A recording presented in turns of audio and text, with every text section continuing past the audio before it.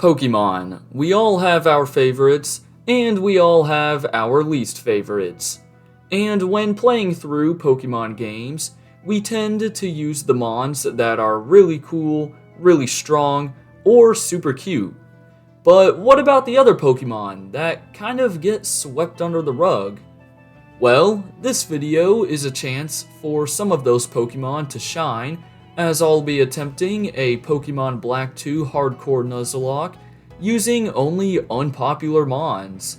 In order to determine if a Pokemon is unpopular, I'll be using data gathered from things like the Pokemon Day poll that happens every year. Additionally, I have seen my fair share of Let's Plays, and a lot of people will mention something like, "Oh, you shouldn't use this Caterpie in your playthrough, it sucks." But today, the goal is to catch something like a Caterpie and try to show off how good it can really be.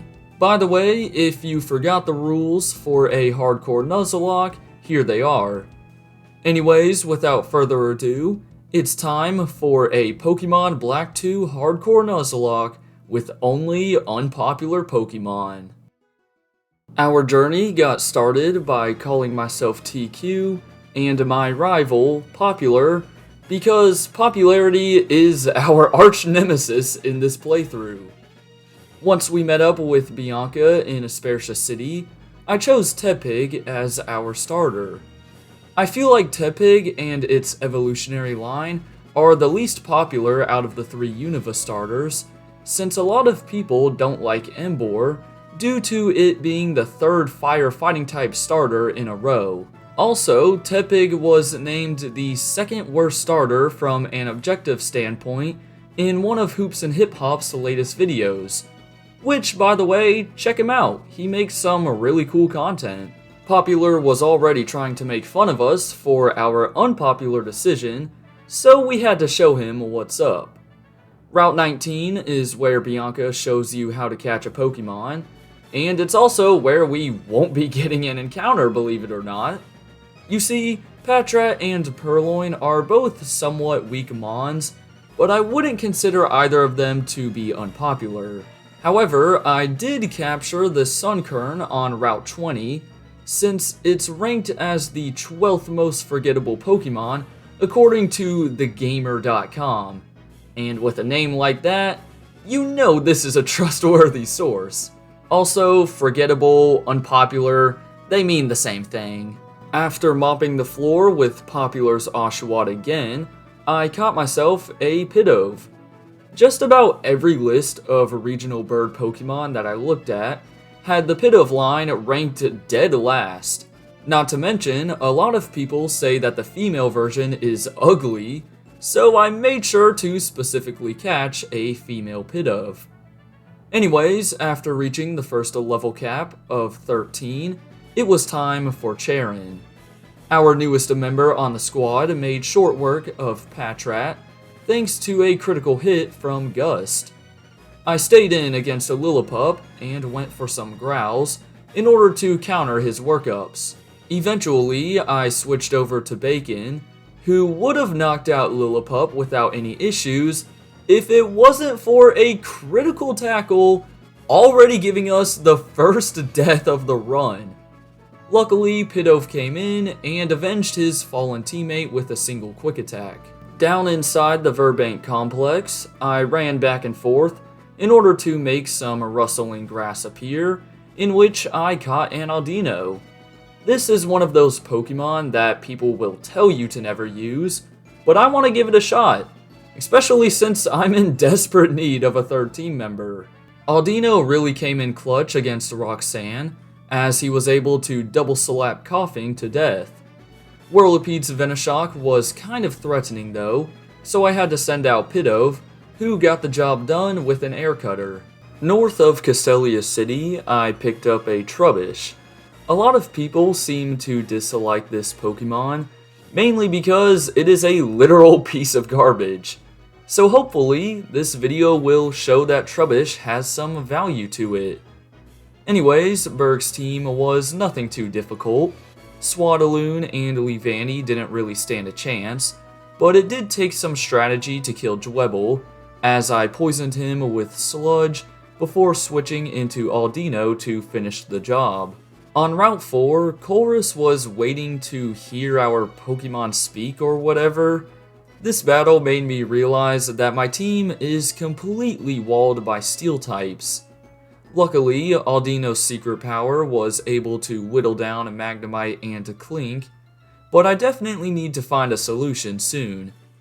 And that solution isn't Maractus, but I still caught one in the Desert Resort. This is a much better grass type option than Sunkern, so I'll go ahead and put the EXP share on him for now. Speaking of Sunkern, we received a Sunstone in Nimbasa City, so I now have a slightly better Sunflower. East of Nimbasa, I caught myself a Gothita, as according to a Reddit survey featuring 52,000 votes, Gothita got almost 0 votes. This just makes me feel bad for the little guy. Unfortunately, our new Mon didn't get much action in the electric type gym, as it was up to Trubbish, Aldino, and Maractus to take down Alessa's revolving door of Pokemon. I forgot to grab a Pansear in the Lost Lorn Forest, but I'm glad I remembered, as you probably know that Simisear ranked dead last in one of Japan's favorite Pokemon polls, so it's time to let this underrated elemental monkey get a chance. I also caught a Minccino on Route 6, as according to, once again, thegamer.com, Cinccino is the 17th most forgettable Pokemon. In Driftvale City, I used a Firestone that I had in order to evolve Pansear before taking on Clay. Krokorok went down to 1 Giga Drain, but because it used Torment, I was forced to use Petal Dance on Sandslash. However, I did not think this one through, as I was now locked into Petal Dance when Excadrill came out. Unfortunately, Sunflora didn't stop in time, so we had our second death of the run. Simisear finished the job, and this isn't the worst loss in the world, since I do have Maractus as a backup grass-type Pokemon. After proving our dominance in the Pokemon World Tournament, it was time to add some more backup Mons. This included Deerling on Route 6, Tynamo in the Chargestone Cave, and Elgium in the Celestial Tower. Electric was one of those Mons that didn't receive any votes in the aforementioned Reddit survey, while Deerling and Elgium are the 4th and 6th most forgettable Pokemon, according to thegamer.com. Skyla was waiting for us in the Mistralton City Gym, and this battle was a crazy one. Simisear should have been able to kill Swoobat, but I of course got terrible luck with Infatuation, so Unfazant had to clean up with a fly. Skyla then sent out her ace, Swanna, and this thing was a menace.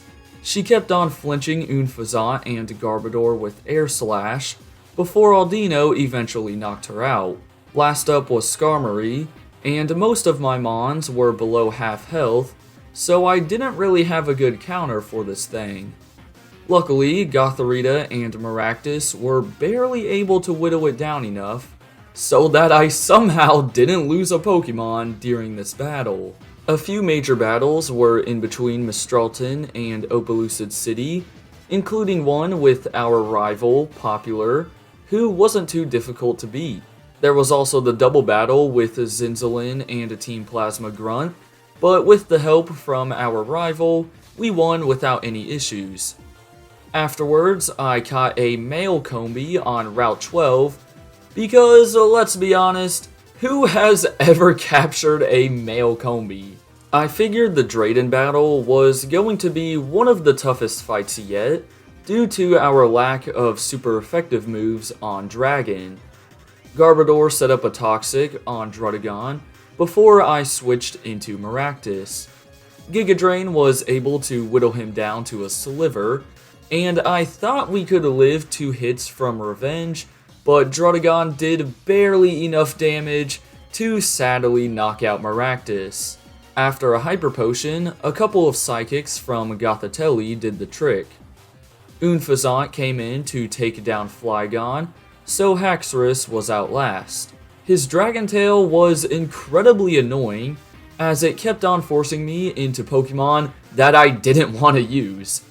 Eventually, I managed to paralyze him with a secret power, and I just had to let Unfazant go down, or this switching out of Pokemon would never end. Luckily, because of the paralysis, Gothitelle outsped Haxorus, even after a Dragon Dance, so we finally got the dub. With 2 more deaths in the run, I added Deerling and Tynamo onto the squad. We now have yet another grass type on the team, along with Electros, who are both going to come in handy against the final gym. First though, it was time for another showdown with Zinzolin, where I nearly lost to Simisear thanks to my awful confusion luck. Moving on to Marlin, I completely mopped the floor with his team just by using Salzbuck. After Marlin, there were 2 more battles with Zinzolin. I sort of forgot how many times you fought him in this game. Anyways, the first one was a double battle, which had the same result as the fight in Lacunosa Town. The second one was a bit more difficult though. His 2 Cryogonals couldn't handle a few secret powers, but Weavile was much stronger. I was about to knock him out with a secret power, but due to a critical Night Slash, we lost one of the best Mons on our team. Wow, Weavile, thank you so much! You didn't have to do that. So now I was heading into the Colress battle with 5 team members, and only one that can deal real damage to Steel types. His Magneton paralyzed a Simisear before he made a switch to Magnezone. Luckily, I sent out Electros, who was able to eat an explosion, so Klinklang was up next. 1 Giga Impact finished off my electric eel, so I went back to Simisear, who got off a free Flame Burst. I knew I needed to keep my fire type alive, so I sent in Salzbuck to finish the job. I then got very unlucky as I missed my first Leech Seed on Matang, while he got an attack boost from Meteor Mash. This caused Salzbuck as well as Simisear to go down. Gothitelle hung on and killed Matang with a Shadow Ball, but Behem took us down with a Psychic. And because I only had a Poison type remaining, we officially lost the Hardcore Nuzlocke. So because I was in the late stages of the game, I'm not going to restart or anything, but maybe one day I'll pick this challenge back up. In the end, it was our lack of counters for Steel types that really screwed us over. I probably could have done a better job with held items though. For example, I should have given Simisear a Cherry Berry for that last battle, but I'm just dumb. Anyways, I had a lot of fun with this Hardcore Nuzlocke, as I used a bunch of Pokemon that I've never tried out before. And hopefully this video makes people realize that these unpopular Pokemon really aren't that bad. If you enjoyed this video and want to see more Hardcore Nuzlockes, then let me know in the comment section below. In the meantime, you can check out my other challenges that I've done here on the channel. For now though, be sure to drop a like, subscribe, and hit that bell to see more. Have a great rest of your day, and until next time, deuces!